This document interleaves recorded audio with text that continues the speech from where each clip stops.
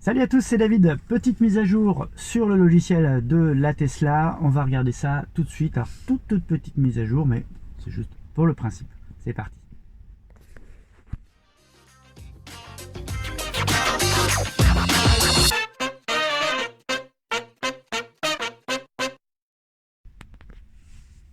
Alors, comme d'habitude, pour connaître les mises à jour, vous allez ici sur le menu auto et vous avez donc plusieurs options. Vous allez dans logiciel et là, vous allez pouvoir retrouver les notes de mise à jour.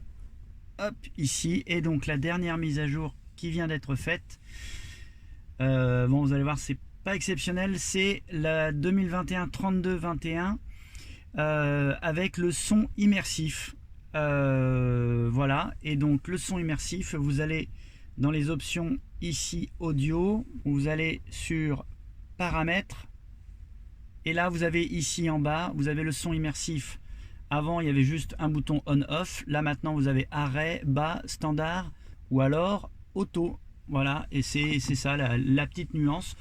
Bon, c'est pas la mise à jour du siècle, mais voilà, c'est pas grave, c'est juste pour dire qu'effectivement ça se confirme chez Tesla. Les mises à jour sont très régulières dès qu'il y a la possibilité de faire quelque chose. Alors d'ailleurs ici, si je regarde les autres mises à jour, on voit bien que très régulièrement il va proposer des mises à jour. Donc il y avait celle-là qui est arrivée il n'y a pas longtemps, donc une nouvelle langue donc prise en compte, donc le grec. Et puis avant vous aviez la 2021-24 qui là proposait pas mal de choses, donc le mode lavage qui verrouille tout et qui limite à 15 km/h la vitesse, l'assombrissement automatique des rétroviseurs latéraux, sachant que on peut l'activer maintenant, on peut le désactiver alors qu'avant c'était automatique. La dashcam, des améliorements de la dashcam, l'affichage soit de l'autonomie soit du pourcentage de batterie ici, et puis le maintien de la connexion Wi-Fi pendant la conduite, c'est-à-dire que si vous faites une marche arrière, vous n'êtes pas obligé de réactiver, ou même si vous faites un mode parking, vous n'êtes pas obligé de réactiver systématiquement le mode Wi-Fi si vous avez par exemple si vous n'avez pas la connexion premium.